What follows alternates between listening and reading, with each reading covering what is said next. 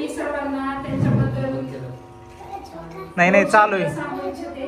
त्यांची गाथा किंवा त्यांचं जे काही कार्य आहे ते अथांग समुद्रासारखं आहे आणि ते आपण छोट्याशा शब्दामध्ये किंवा 10 शब्दांमध्ये वर्णन करू नाही शकत, पण माझ्या परीने जेवढा प्रयत्न असेल तेवढं मी माझं त्यांच्याबद्दल मनोगत व्यक्त करण्याचा प्रयत्न करते। भीमांची आपल्याला सर्वात जर सोप्या भाषेत जर वर्णन करून सांगायचे असेल तर आजपर्यंतची ही 100 पुळे होती, उद्धारली मोठी पुळे भीमा तुझ्या जन्मामुळे, हे जे वाक्य लागलेले ते आजपर्यंत आपल्यासाठी एकदम तंतोतंत जोडलेलं आहे।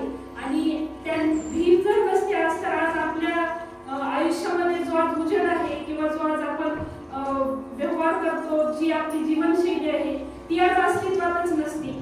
आजही आपण कुठेतरी एखाद्या छोट्याशा कुठेतरी बाहेरच्या वस्तीमध्ये किंवा कुठेतरी शेण काढणं म्हणा किंवा काही म्हणा तीच परिस्थिती आजही असते। मला फक्त एवढं समजतं की त्यांनी जो मार्ग दिला आहे तो शिक्षणाचा दिलेला आहे आणि एखादा विद्यार्थी असेल, एखादा माणूस असेल, जर तो शिक्षणाच्या पायरीने पुढे जातो तर नक्कीच त्याला एक मोठं भविष्य जे त्यांनी सांगितले तुम्ही बुटात वावरणार ते अस्तित्व आपल्याला जगता येतं आणि आपण त्याच्यातून पुढे जातो। जग इतकं मोठं आहे, आज इतकं तंत्रज्ञान झालेलं आहे, लोक आकाशात जातात, तिथून म्हणजे आपण या छोट्याशा गावामध्ये तिथपर्यंत पोहोचायचं असेल तर तो आपल्याला जो डॉक्टर बाबासाहेब आंबेडकरांनी जो आपल्याला मार्ग दिलेला आहे शिक्षणाचा, तो कदाचित नाही नक्कीच तो आपल्याला तिथपर्यंत घेऊन जातो। शिक्षणाची एवढी ताकद ही त्यांनी अख्ख्या जगाला समजावून दिलेली आहे।